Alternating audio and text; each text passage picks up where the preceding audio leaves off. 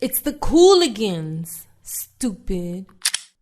All right, we back, baby. World Cup Day 3? Day 3. I've lost track. It's only been 3 days. Oh. And I've already lost track. Hey, by the way, today's episode is brought to you by AutoZone. Get in the zone, AutoZone. Okay, man. You really... are you angry at the audience? I'm hyped up on coffee and aspirin.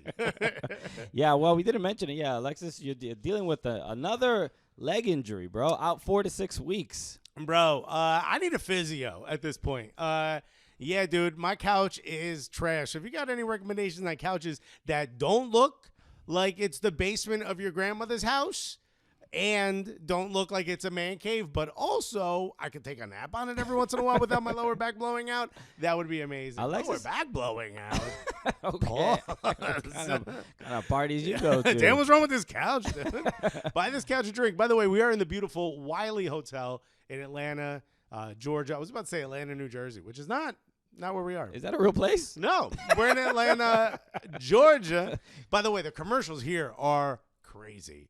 There's a guy standing on top of a tractor trailer who says, yo, if you get hit by one of these, you're going to get messed up. But the real question is, how much you going to get? And he's a lawyer, dude. This is crazy. Right now, everyone in Atlanta knows what I'm talking about because his commercials have come on during the World Cup. You know the guy's name? It's basically a Better Call Saul kind of a guy. It's like call Hal. It might be Hal. Okay. Well, yeehaw, Your Honor. He goes, one of my clients got hit by one of these, and we got him $9.4 million. It sounds like you should go get hit by a truck, dude. Okay. That's good advice. I was going to mention, I don't think I've ever heard of anybody getting an injury from a couch. No? No. You are the first couch-related injury I've ever heard of. That is, they can't possibly be. Maybe you just don't know enough people. For sure. Does everyone you know have abs, dude? Bro. But I just don't understand how it hurt your leg. Because so this is what my physical therapist said. Because one time, remember I hurt my heel that one time? Yeah. And I was like, yo, what the fuck is wrong with my heel, right? And he was like, I went in there, I'm like, yo, my heel. And every time I step on the balls of my feet, that's right, my feet got balls, dog. Every time I step on them, bro. That's right, dog. What you know about that, bro? When you say you got cojones, I got them everywhere, bro. My elbows got balls. I got balls everywhere, dog. So I step on the balls of my foot. I feel this sharp pain in the middle of my heel. And I'm talking about the heel for like 5 minutes. I'm like, when I do this. And by the way, it feels like it's also on the side of the foot, but it's more here. I'm pointing. And he goes, uh-huh. And he's listening. He goes, yeah, it's your lower back. And I go, do you not even pay attention to me, bro? I'm talking about my heel, and you're talking about lower back. And he goes, "Yeah, there's a line that goes from your lower back down to basically the balls of your feet. So it'll hurt. It'll get inflamed at the weakest point. You have a bad lower back. I got a slip disc when I was working in a factory at 11 years old. I don't recommend it. The weakest point is his entire body. That's the problem. Bro, not all of us were working at a GameStop when we were 25 years old. I don't know what kind Some of us had jobs at 11 years old at factories carrying boxes that we weren't allowed to legally in Shelston, Newark, New Jersey. Okay, all right. Well, you look. Whatever. You're recovering. You're recovering. I hurt my knee. I'm doing much better. I got much better is still pretty bad. It's not great. It's better. It's just wild. Okay, so Alexis is limping through Atlanta. Bro. You know what? Today, but everyone just thinks I got a mean pimp walk, bro. It's Atlanta. Today was the first 5 a.m. game. I should call Hal, bro. Today was the first 5 a.m. game. So how did you feel about 5 a.m.? This is the first time we had to wake up 5 a.m. to watch a game. I didn't have that much of a problem with it. It's just that I also woke up at 4 a.m. to catch my flight the night prior. So that is why I'm like. So your body's prepared for it? No. I'm like, this is the time I really want to be sleeping. And part of me was like, oh, come on, Argentina, they're gonna just absolutely wipe the floor. I'm not even getting coffee. I'll watch the first 15 minutes of this. I'll watch the first 8 goals that Argentina's gonna score, and then I'll go to bed. Yeah. And let me tell you something. I almost didn't need coffee. What a game. Yeah. So let's start there and go through the day. Argentina gets an early penalty, which I thought we should talk about this because now there's some precedent. All the referees have discussed and basically said like, all right, there's no hugging, no holding, no wrap, no full arm tackle. Two things in the box. They're protecting the players in the box from putting your arms around another player and sort of being too close to them so that they fall. Whether it's your legs get tangled or you carry him down, any of that will immediately be called a penalty. The other thing is, if the ball rolls out for 2 seconds, they're adding 2 seconds to the clock. There's 45 minutes after every game. The rules of soccer are different now. They've literally changed everything in this World Cup. It's kind of wild. Here's what I think is happening. I think they're getting us closer to VAR just being an ever-present part of the game, where the referee is being told across the board. Robot referees? Robot referee, dude. We got drones with whistles, bro, and balls, bro, just like my feet.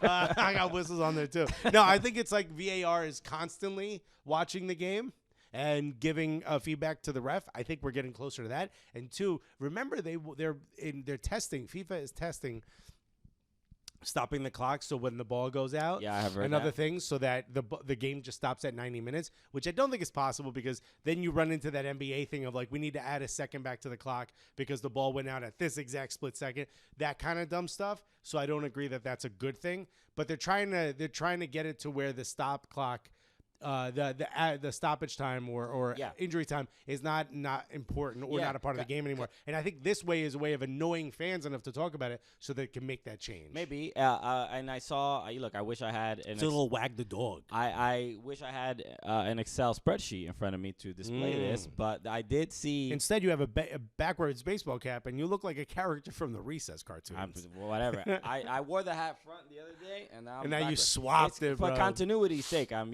trying to. Well, for the lack of, I don't want the continuity. It's like it's 2 separate days. It's two separate days. Anyway, it is 2 separate days though, because we know what happened in these games. But the people are gonna see the hat. They're gonna be like, oh, he's wearing the hat every day.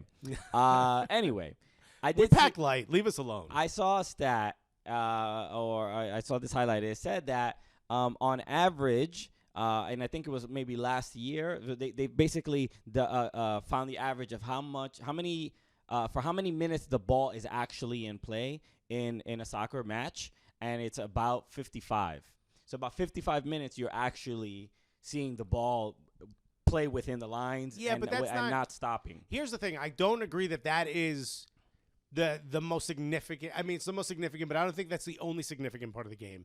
There is something to be said about setting up a wall and setting up a free kick and that gamesmanship that's attached to that. So, the ball doesn't have to be rolling for there to be a game happening. They want to get that number up from 55, which 55 is still a lot. What should be the number? I don't know what the number should be. You tell me. What do you think?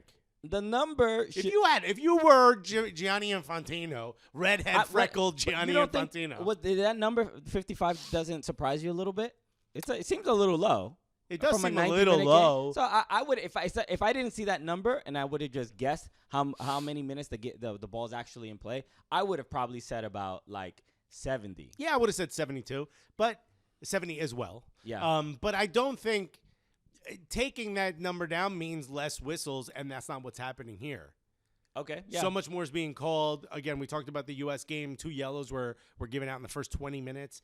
It seems like there's more stoppages now. They're calling the game tighter. And also this new offside virtual reality thing they're doing. Yeah, which I don't mind it. It sucks. I wouldn't say it sucks. It's a little too much. I mean, I'm starting to get to one of these people. It's either too much or it sucks. Which is it? It's both. It cannot be both. No, it's both. It sucks because it's too much. It's accurate. Point, I know, but this is the thing. It's a little too accurate. Bro, like, I was never this guy. I am after this. Bro, we need to have vibes are much more important than being 100% accurate. Okay. Bro, the guy's shoulder is on the other side of the wall they have. Yeah, you know what I'm talking about? I'm like, but bro, come on. Did you see it? You know? Yeah, look, I could see why. If we know this, then call it immediately. Stop making them play it out. No, but that's the thing. So just to clarify, this new VAR or this new offside technology is not instantly available. It takes about 5 minutes to receive that information. So They are still using the regular lines that you see in the Premier League and in other leagues. But the production gets the new. So they get that technology. They use that as a reference to be like, this is why it was offside, and it's more accurate. Yo, get a couple M2 Maxes, bro. That's it. Yeah, install some RAM in them computers, FIFA. Bro, this is your moment. Oh, yeah. Okay, I'm here to help. Man, a nice little graphics card. You know? You gotta, you look at it, when you're not using it, you can mine for Bitcoin. Okay. So yeah, I can see why Argentina would be a little bit frustrated, but Saudi Arabia, give credit. They played them. The strategy, play a high line, offside trap, got them every single time. There were 7, I believe, offside calls. It might have been more. And how many, there were 3 goals taken back from offside because of offside. Argentina were not the better team here. Not even close. Oh, could we shut that TV off? There's just a prisoner being beaten. I'm sorry. I don't know. You have the remote near you. Where's the remote? It's over here. Yeah, you have it. Horrific stuff happening in the background. The news just came on, the local news, which is another thing I want to talk about. But let's talk about Argentina versus Saudi Arabia. What do you think this means? Like, is this it? Is Messi done? If they lose the next match, they're out of the World Cup. They haven't lost in 36 matches. This is their first loss. They would have broken a record had they won this. Yeah. They should have, like, when you crank one before a first date, you know what I mean? Okay. You got to take a L, get it out of the system, bro. Sure, if that's what this is, yeah. You know what I mean? This was, this game was just self-pleasure for Argentina. Let me tell you something. Those Saudi Arabian fans are enjoying themselves a little bit, if that's allowed. I don't look. I still think they get out of the group, and I still think they can top the group. To be honest. So you think they bounce back from this? You don't think this is a sign of? I think after that first half, they played. They got the penalty, which I thought was wildly soft, and I thought they played with a little. But this is also a string of soft penalties. Sure. But as far as how it affected Argentina, I think it gave them a little bit of false sense of confidence. But you can tell that they approach this game, the first game in the World Cup, like we're supposed to win this whole thing.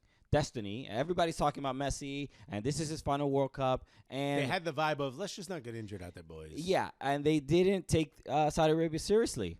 That's really what it was. And even in the second goal, which was an absolute golazo, unbelievable stuff. Even the first goal I thought was very impressive, but that second goal was incredible. I don't know who it was. I don't know if it was Romero or Otamendi that they slid to challenge that shot. Right. But he sort of slid with the presumption this dude ain't gonna be able to cut it back. He slid with let me slide to block the pass he's about to make. You could tell that was his. He doesn't have the skill enough to do something around my slide. Right, and then he got whoop. And yeah, and you could tell. It seemed like he wasn't challenging the shot. He was challenging a pass, and then he slightly corrected when it was a little too late. But I don't think most people expected that shot to come. Emi Martinez definitely did not.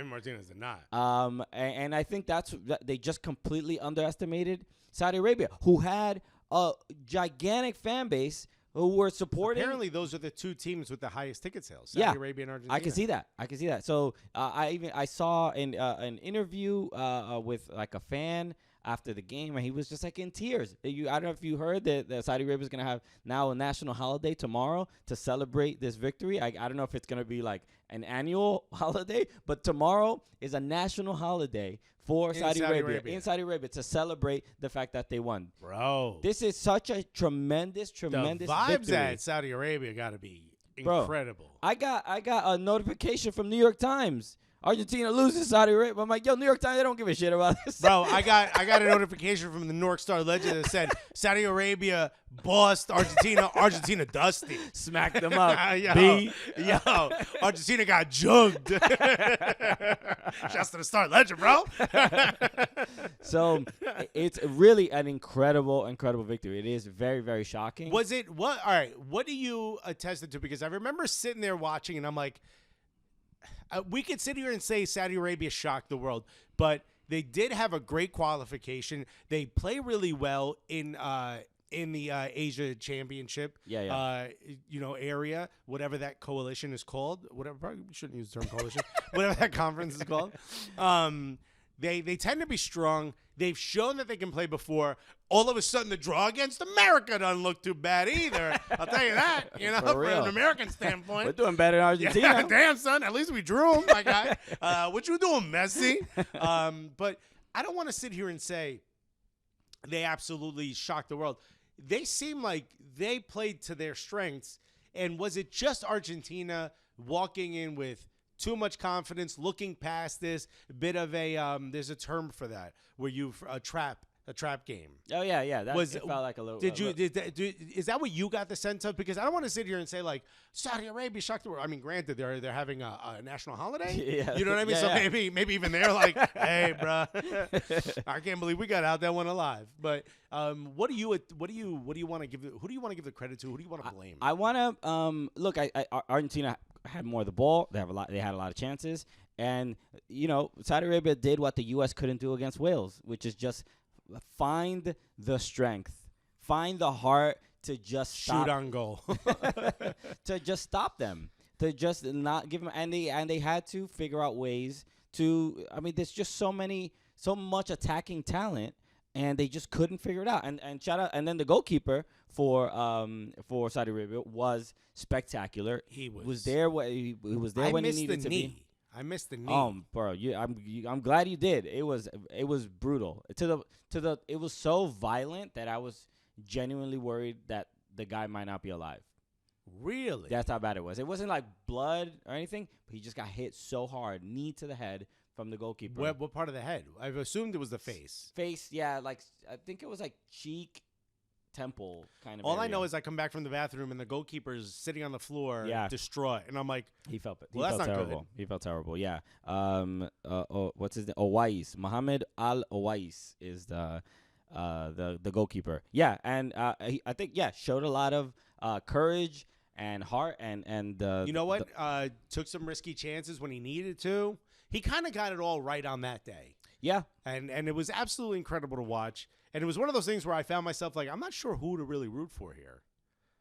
What does that mean? Because I want Messi to win, okay. But then also I'm like, yo, if Argentina gets knocked out, then they can't be telling people they're European anymore. You know what I mean? Now they have to co-sign the fact that they're Latinos now. Wow, what a fall from grace! Isn't that what you think? I feel like they're done, yo. You can't be saying that no more. Okay, well, that's not. Clearly there's a lot more at stake for you for Argentina. Isn't that how it feels? I'm just watching soccer, bro.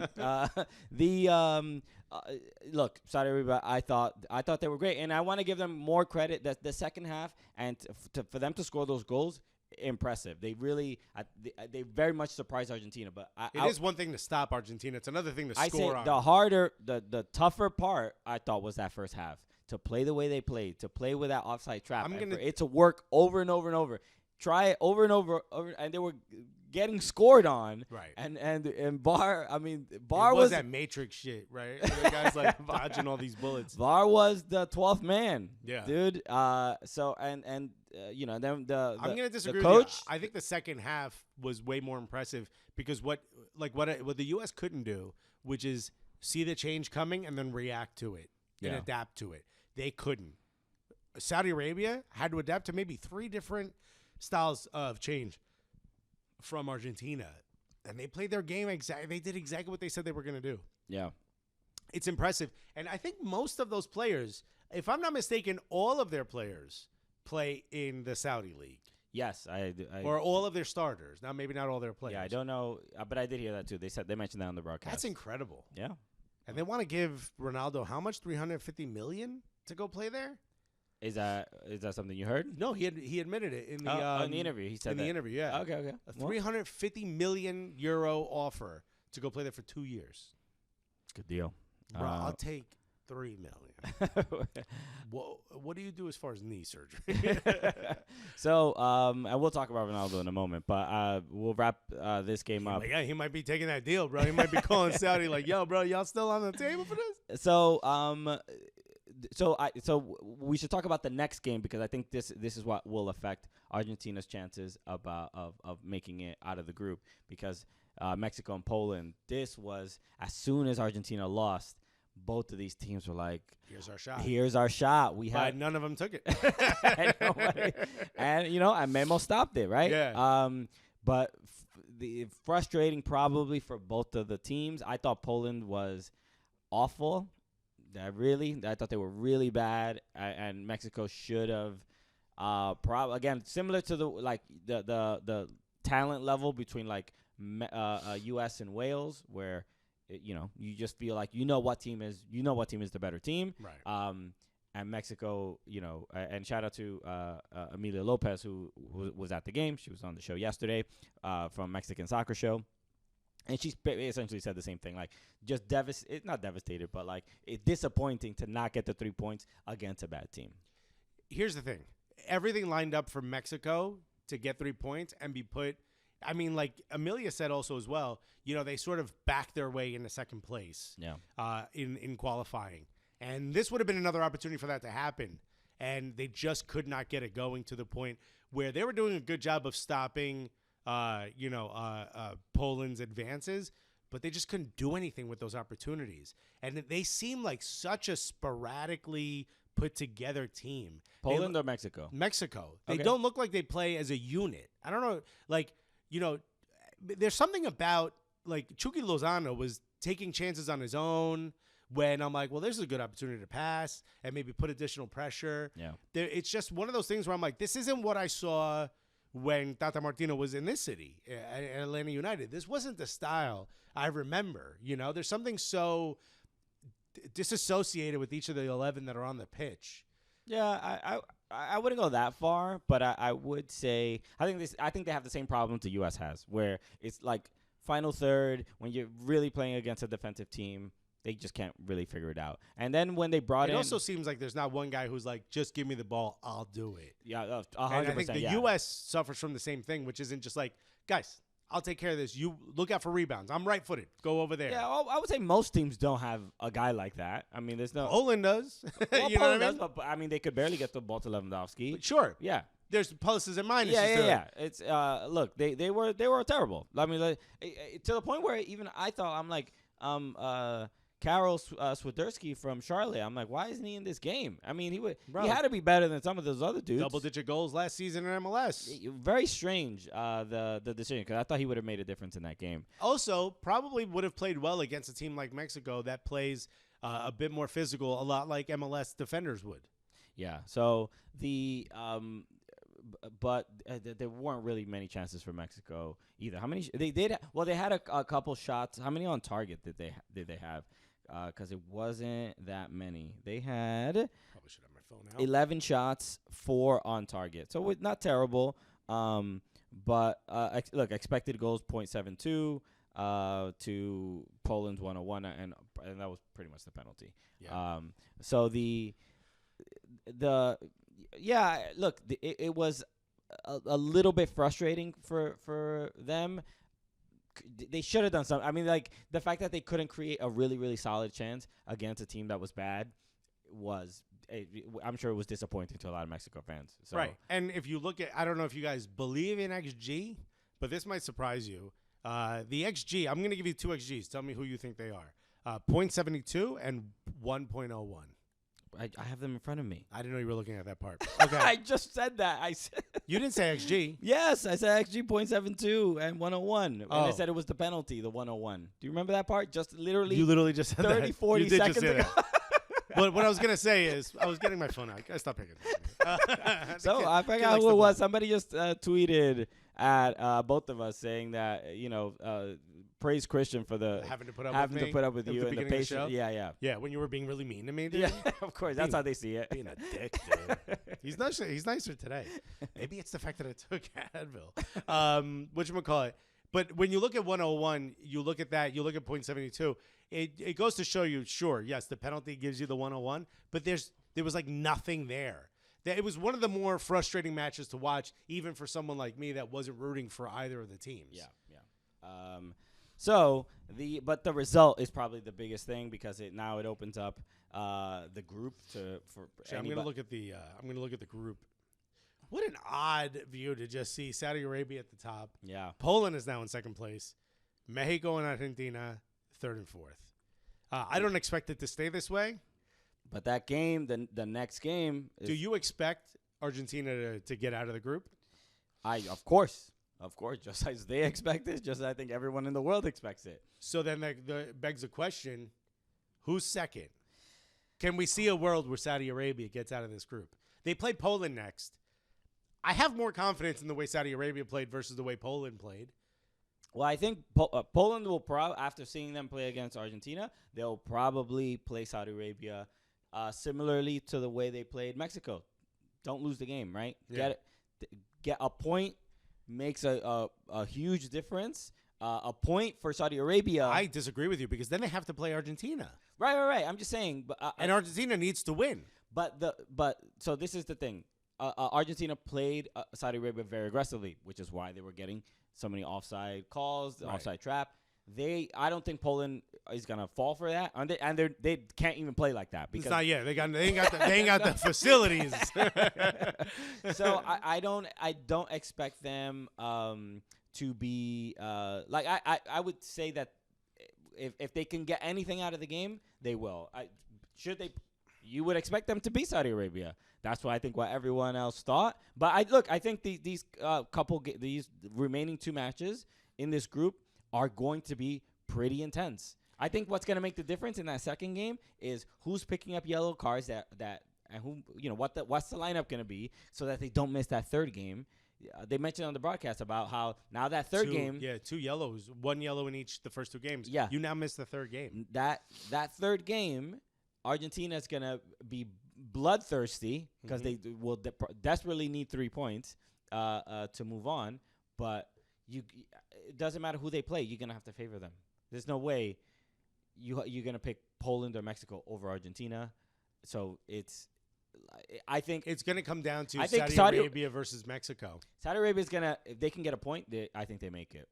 So they're going to 4 points is enough to get you out of this group. Yeah, so they're going to do everything they can to just get 1 point in these remaining 2 matches, and they've already played the toughest team, and I think they can do it. So it's going to be on. But now they have a target on their back, and I honestly think I think Poland is not going to give them what Argentina gave them, which is giving them the opportunity to play that offside trap. I don't see that. But Mexico is going to give them problems because Mexico is going to play them in a very different way that I don't think they're prepared for. So I think that game, Saudi Arabia versus Mexico, will be the one that decides who makes it out of that group. Yeah. So Saturday is going to be Argentina, Mexico. And we thought that was going to be like just whatever. I mean, we just expect Argentina to win, but this might be both managers are getting the nooses sized it up. Might be brutal on both sides, bro. They both need the points, and I think now they see Argentina a little bit weak, stumbling. I'm like, maybe we can get. If they lose, they're out. If they lose, they're out. Yeah. If they Argentina will be knocked out of the World Cup in the second game. If they get 1 point, if they draw, they also might be out. I mean, they'll only have 1 point versus because then they could win the next one. They could. Yeah. I mean, it's possible, but a draw would be devastating. A draw puts them 1 foot off the plank, and it changes everybody's bracket because everybody's bracket shot, bro. What are you talking about? They're not at the top of the group. They're not going to be. We won't get the Brazil Argentina semifinal that we all had. It locked up. It might end up being like USA versus Argentina, bro. Or like, we don't want it, bro. We don't want it. It might be like round of 16 Germany Argentina again or something like repeat of the final. It might be something weird. So we'll see. I mean, look, everybody waits for like the moment where you're like, oh, now it's a World Cup. I thought maybe the 1-1 US versus Wales was it. Bro. Yeah, this is as soon as Saudi Arabia beats Argentina, I'm like, oh no. Yeah. We're in a World Cup. Elaine even texted me like a couple hours after the game, probably around like 10 o'clock. She was like, she saw it on the news. Like, all right, she saw it on the news on like CNN, and she was like, is Argentina out of the World Cup? And I'm like, she understands the concept of the game. No, my wife said, you heard Argentina lost the World Cup? And I was like, that's not how this works? But the way they're talking. But also, just wait to say that for 3 more weeks. The way they're talking about it on like mainstream media is an absolute travesty. Day 3. Yeah. My wife also said, yo, you heard Saudi Arabia bombed Argentina? I'm like, that is not what happened, but also it feels that way. Stop watching ONN. No, bro. Okay. This is on the deep web, bro. Denmark and Tunisia faced each other. This was a 0-0. I wouldn't say a snoozer. No, I like Tunisia, bro. They vibes. I said that 3 weeks ago. They were fun to watch. They're vibey, bro. They got that one dude who's just angry at the beginning of the match, yelling at everyone, causing a full-on ruckus. You know what he reminded me of? He reminded me of like a Jermaine Jones character. Okay. You know, just look, I'm a catalyst. You know, I'm gonna just throw Molotov cocktails the whole time. You know what I mean? Like I like that about him. You know? Yeah. So this was the game. I did watch it, but I was dozing off. I mean, the game was it wasn't fun to watch. I was a little dull, but it was also I woke up at 5 a.m. to watch it. Yeah. This was the one where like I found the strength to continue. I've had 4 cups of coffee. Yeah, the only reason I haven't dozed off. I don't drink coffee, so I got to do it all natty. Oh, all natty. My knees don't hurt. I don't drink coffee. You believe this guy, dude? Okay. But whatever. At least he's nicer to me today. That's all that matters. But you guys got to see the real side of Christian when the cameras are off. Exactly. Schmeichel, Kasper Schmeichel. Don't call me that. What? Oh yeah, Kasper Schmeichel. He was great. I mean, they don't win this game. Oh, they don't even get a point in this game without Kasper Schmeichel. Nowhere near it. Yeah, nowhere near it. Okay. France, Australia. Dude, I believed, man. I was like, yo, Australia. When they scored, bro, I was like, Ellie's probably all excited. That's literally the only person I was thinking about. Bro, I was thinking of Ellie Menjum back at home for the first time in like 4 or 5 years. Ellie Menjum and Kelly Festuca. I forgot about Kelly Festuca. I don't think she cares about football, though. I mean, Ellie Menjum made this his career, you know? Don't be taking Ellie's shine away from Kelly Festuca. They're both Australian. I was thinking of Nelly Furtado, dude. What is she up to? Hilarious comic from Australia. Yeah. Okay. Nelly Furtado's a singer. Yeah, who's not Australian? She's Canadian. Who's the one I'm thinking torn? What? Something that I'm torn. Natalie Imbruglia. Bro, I was so close. I was so close. What? Bro, I was so close. Anyway, right, Nelly Furtado is Canadian, right? I think she's Portuguese, bro. She is, but I think she was born of Portuguese descent, but I think she is Canadian? Born in Canada, if I'm not mistaken. I could be wrong. That's that I'm like a bird? I'm like a bird. I'm like a bird. Remember that? When she dropped that, yeah? Yes, just as good. That's how she said. I'm OD a bird right now. She says it so gracefully. I love that song. Bro, there's the voice of an angel, bro. An angel from the Bronx, an angel.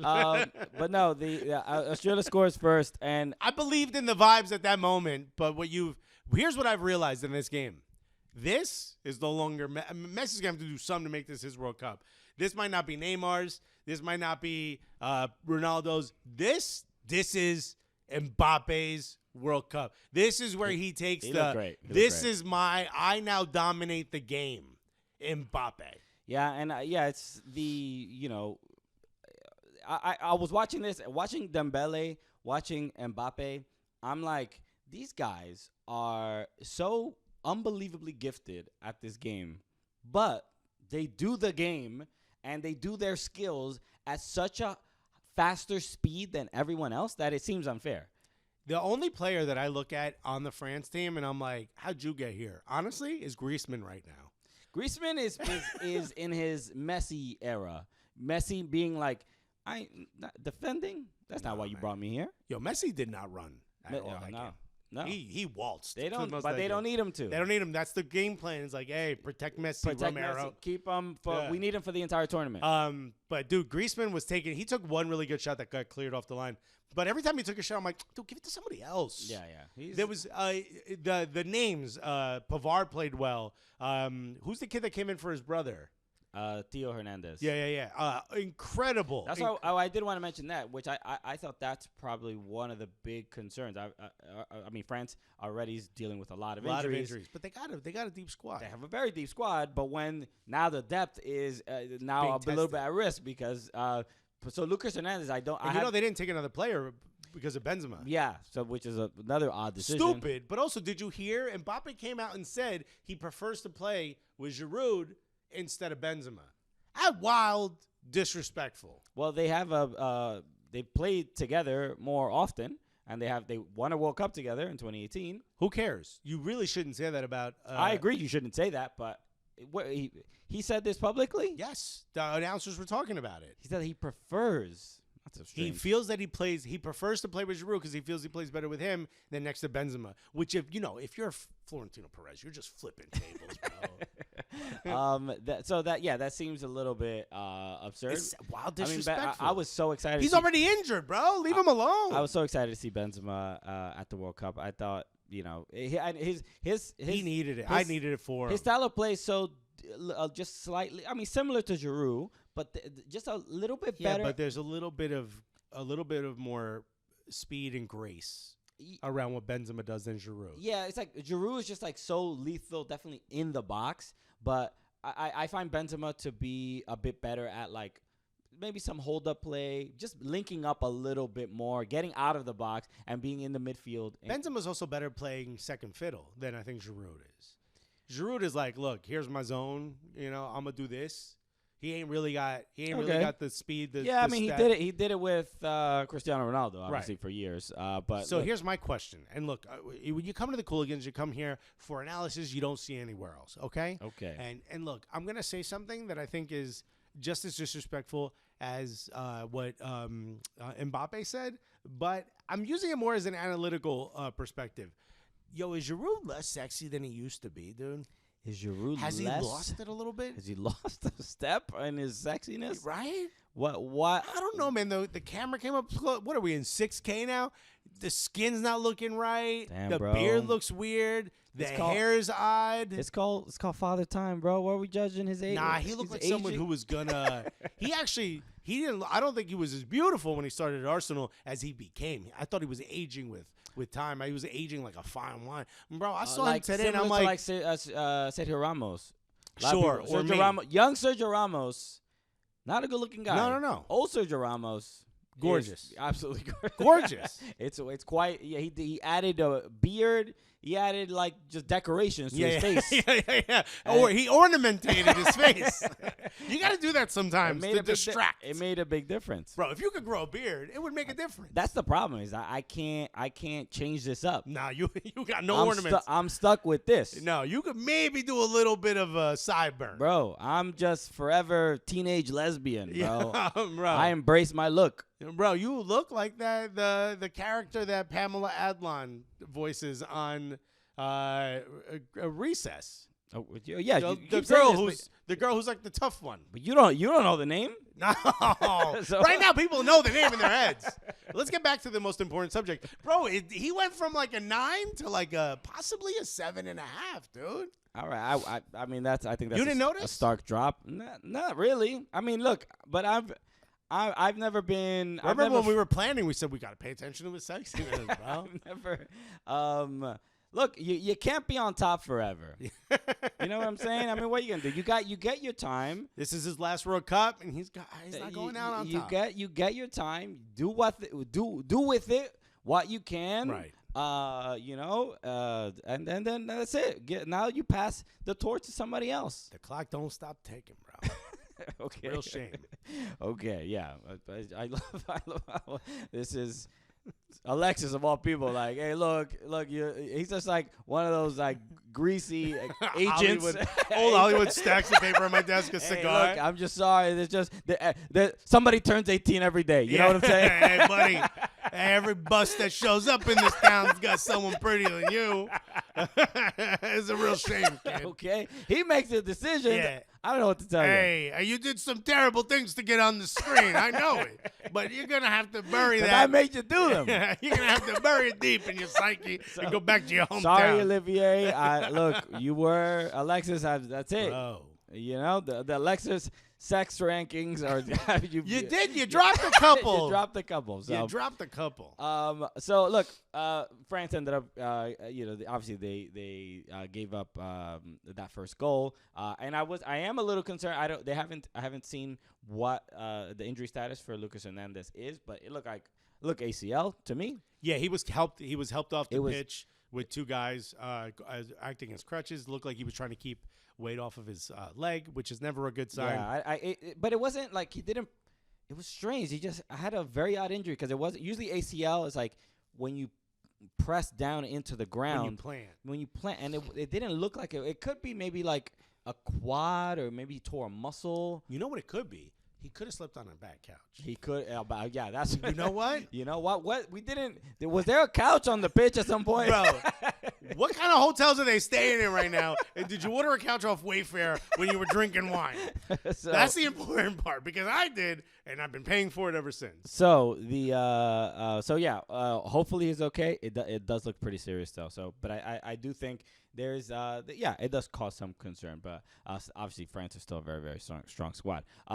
Let's wrap up by talking about Cristiano Ronaldo because we did get the news a couple. Two things. One, it's been said that him and Manchester United have agreed on mutual terms to terminate the contract. Yes. How mutual do you think that was? I mean, look, baby, it was mutual because he went on Piers Morgan and talked shit about his employer. This is how, one of your Dominican cousins says he broke up with his girl. Right. Right. So she caught me cheating, right? So after that, I made a TikTok video that went viral talking about how terrible she treats me. Right. So after that, we mutually decided to break up because she caught me with her cousin. Right. So, yeah, all right. Obviously. The second thing is, I don't know if you saw this. He released a watch today with Jacob the jeweler. I did see that. Do you know what's on the watch? I did see that too. Yes, it was It's a photo of him scoring a header when he was at Real Madrid against Manchester United. Yeah. Lovely. I mean, this is why people don't like you, bro. This is your king. Any Ronaldo fans that are listening to this? Don't be talking to me. This is your guy. I mean, look, if you are a Manchester United Ronaldo apologist, at some point you have to realize, bro, he don't love you like Ronaldo is the Elon Musk of football. Oh. You know what I mean? He's just maybe he can stay if he calls them daddy. He is look, I think the Piers Morgan interview kind of solidired that look, I don't necessarily I think Piers was used, which is good. Yeah, I hate Piers. And Piers was using Ronaldo. Like that. Mutual disgust. Okay. But I think the look, I don't necessarily expect players to be like to just ooze the culture of football and I honestly don't care about that either. I think you have X amount of years, go make as much money as you possibly exactly. can. But there at some point, Cristiano Ronaldo has made all the money he will ever need. He does not. That's not true. There's an extra $350 million sitting out there that he will ever need. So, well, that's not true. You don't know what he wants to do. Look, I don't like the guy, but what if he wants to start SpaceX too? He has all the money. Trust me, he does not know how to start SpaceX too. Okay, he has. He also would call it Ronaldo. Regardless of how much money he needs or not, but he has a lot. So. Who cares about the watch, right? Fine, It's just another example of someone who doesn't have tact. He has there's nothing. He's not a person that espouses values and morals and kindness and friendship and things that you want to respect or admire. I hate everything you just said, but I also get it.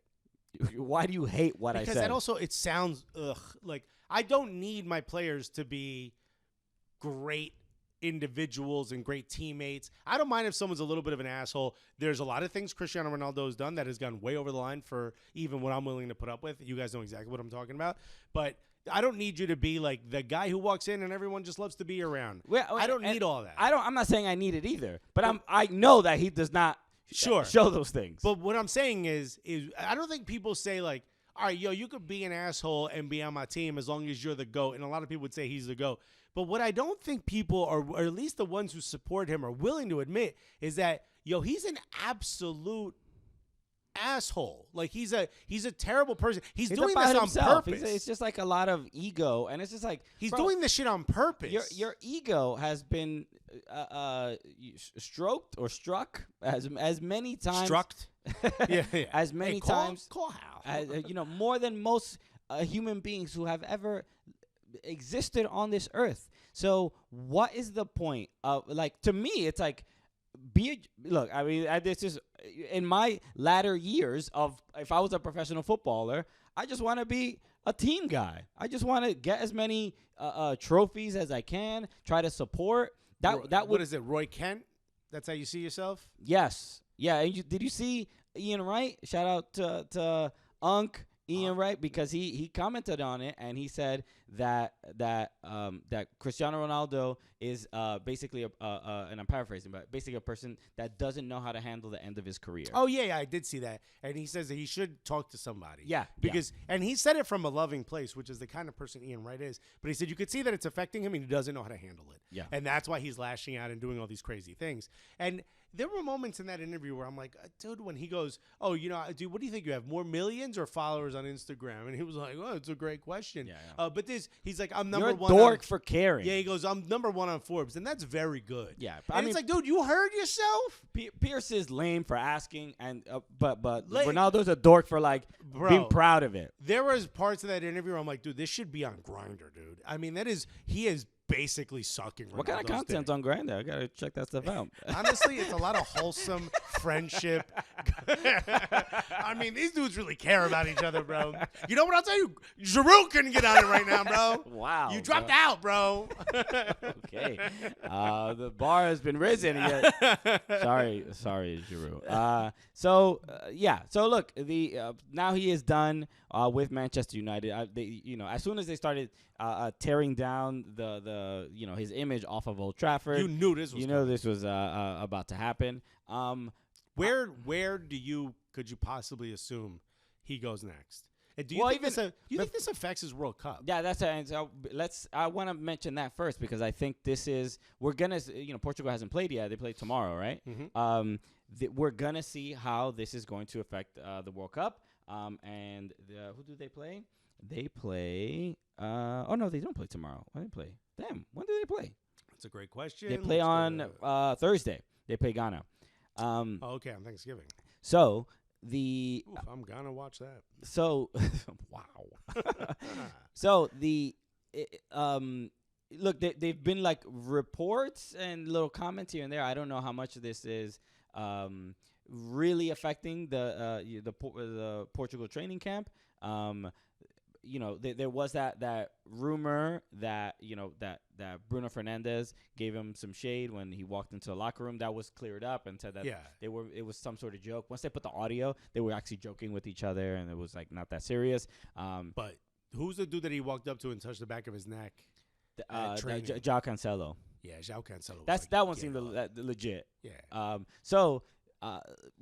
think we won't know until the first game. For the most part, Ronaldo plays the same way, that he plays at the club. He just pouty, complains, mad when he misses a shot, doesn't get the ball. Wherever he goes. He is ready, but it doesn't seem to be as much of a distraction for Portugal. No, also he is still as important to Portugal as he was 4 years ago. So he's going to get that king's reception. They need him to play well, but he hasn't played much at all this season. So that actually might be a plus for him, because don't know what injury-wise. I don't know what to expect. I have a feeling he stays as sharp as he possibly can be anyway. So where does he end up? This can be a long conversation. I don't really know. If you had to guess, we don't have to pontificate on it, but if you had to guess, first answer, yes or no, MLS. Does he come to MLS? No, he doesn't. He doesn't stay in the Premier League. Doesn't go to MLS. I think he either goes back to Portugal. I think or maybe a Saudi club or something. I think that's. I don't think Sporting is in the Champions League, are they? I don't know. I think they are. So I don't know if he's gonna go to. If he who the hell wants him? I just think he's ruined his reputation so much that I think they're in Europa. It's not gonna be an easy just lateral move to wherever he wants to go. I think people are gonna really question the decision, and if they really want him, do they really need him? Do they want the circus? So I don't know. Maybe Italy. I heard. Juve don't want him back. Napoli is not Inter. There was some Napoli has been the rumor for you a hear minute. these rumors, but Napoli's playing too well to add a guy. I don't think it's. I think after he did that interview, his options have dwindled. I think he's going to be very fewer options than if he did not do that. The one thing I'm upset about is the rumors about Arsenal haven't gone away. He's not going to Arsenal, but who cares? Please, who cares? People they just want retweets by accounts that have Ronaldo and Messi as the avatar. Oh, that's right. You do get that. I know that because we get called clowns by them. Yeah. There's one reporter in general who hates me for, being kind of not anti-Ronaldo, because I wouldn't consider myself anti anybody, but being very critical of Ronaldo. Well, who cares? But yo, bro, this dude will if he saw me in person, I think he'd fight me. Okay, can't wait to see it. All right. All right. Better not be sleeping on the couch the day before, bro. Let's wrap up. We're going to bed. All right. Thank you, everybody, for joining us. Another World Cup Daily with the Cooligans. Again, shout out to World Soccer Shop. We are here in Atlanta, and we hosted a really, really fun watch party. Very quick, let me say the names of the games that are tomorrow, by the way. Okay. Germany versus Japan. That's the 8 a.m. match. You've got Spain versus Costa Rica in the 11 a.m. match. 5 a.m. is Morocco versus Croatia. You waking up for it? Oh, that's a tough one. I got to watch it. I have to, yeah. And Canada versus Belgium, 2 o'clock. It's going to be It's going to be a tough one. I think it's going to be good. Lukaku's hurt. Belgium haven't really looked that great. I think Canada's first time in the World Cup in 40 years? Yeah, I think Canada gets a result here. I think they can get a draw. This is going to be fun. This is going to be a fun one. Okay, so we'll be back tomorrow with more show. We're gonna then we will take a break for Thanksgiving. That's right. And then we'll be back on Friday. Obviously, U.S. England. Can we announce everything? Yeah, we should announce it. Yeah. We'll be doing a watch party at OSNYC. OSNYC, the gaming space where we used to record our show out of. So U.S. England, come through if you are in New York City. Should we stream it? I mean, I don't know. That's my answer. I don't know. Yeah, well, let's figure it out. We'll figure it out. You'll see. You'll see the announcement. You're throwing this on me now. I'm just spitballing. Yeah, it's a podcast. It's not a bad idea. We can have a conversation while we have microphones in We'll our hands. figure it out. Once again, thank you to two very great organizations. One is World Soccer Shop for having us here in Atlanta, hosting an absolute amazing. But how many people do you think showed up? 160, 170? Dude, it felt way more. It felt like 200. Okay. All right. I like this. There were a lot of people there. Yeah, it was tough. It was absolutely packed. So packed that our seats got stolen. Yeah. I got a bum knee, and they still stole my seats. There was 7 dogs barking at each other. It was incredible. What a wonderful event. Shouts to Park Tavern for putting that on as well. They loved it so much that they don't open during the day. They're opening on Friday for U.S. versus England. Yeah, so if you're in Atlanta and you maybe you were already at the game, the owner walked up to us. He was like, "Yo, this is pretty lit." He was like, "This soccer stuff, this is actually kind of nice." Bro, they don't even pick up the ball, but you guys go crazy for it. And he walked up to us and he was like, "Hey, I got your microphones. I'm just going to plug it into this little speaker here." And then we did an intro where we just kind of bullshit around. We did the Cooligans thing. He comes back up to us. He's like, "We're going to patch you into the main speaker." We had no idea you guys were professionals. Yeah, we're actually okay with people hearing your voice. Yeah. We're just well, did you become a fan of soccer real quick? So that was really cool. The other organization that we need to thank, Wiley Hotel. You guys absolutely hooked it up. Look, you've given us multiple spaces to film in, which was really cool. Beautiful, beautiful boutique hotel here in Atlanta, Georgia. Not crazy expensive, but it looks it. My wife was like, "How much did you spend for this hotel?" I mean, it is gorgeous on the inside. And let me tell you something that I've never said before. The coffee in the room is as good as any coffee you're going to get in town. I second that. Yeah, because you know how much he hates anything that stimulates the body, including jokes. What you call it? It's just absolutely, it's just very well appointed, beautiful, in a really cool part of town as well. Easy to get to. Yeah, we're right next to Ponce City Market. Which is a big deal. You guys know all Yeah, about it's a really dope area. So I wish we would have been able to stay a little bit longer in town, but it is what it is. Shouts to everybody who came by. We had people literally stop by during work just to say what's up and then leave. It was really cool. Yeah, so it was nice to see. Look, Atlanta's our second home, man. We get so much love and so many friends We're coming back, that come through here. So always super grateful to connect with y'all and talk to people that we normally just tweet back and forth at. So it's kind of nice. But yeah, Atlanta, you've been awesome. We'll be back in New York City tomorrow in our studio. A lot more World Cup to go. All right, It's just the beginning. We're exhausted already. I've already beaten COVID. I'm gonna beat the knee allegations, bro. I got a good lawyer. The knee allegations. That's right, bro. Get that picture of me with the cover of my face like Snoop Dogg, bro. I'm gonna beat these knee allegations, bro. Don't you worry about it. Okay, well, everybody, pray for Alexis's knee, bro. So we will see you tomorrow. Thank you so much. A reminder: follow us on all socials at Soccer Cooligans on Instagram, TikTok, Twitter, and subscribe to the YouTube channel. We're almost at 5,000 YouTube subscribers, so hit subscribe if you have not, and subscribe also to the Cooligans Clips channel, which you can see if you go to our YouTube page. You'll see it right there on the main page.